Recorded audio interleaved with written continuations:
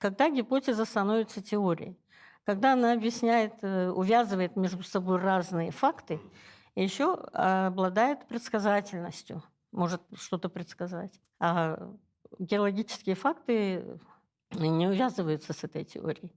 Потому что, допустим, тектоника плит, вот как я уже сказала, если есть спрединг, раздвиг, да, в океанах, в океаническом дне, значит, они вот придумали субдукцию, что океаническая кора подныривает под континентальную.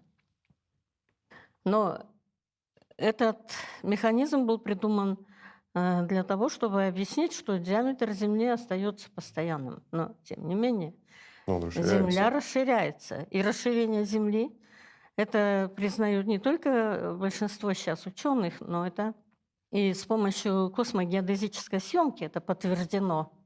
Поэтому против этого, вот, пожалуйста, уже это показывает несостоятельность этой субдукции и гипотезы тектоники плит.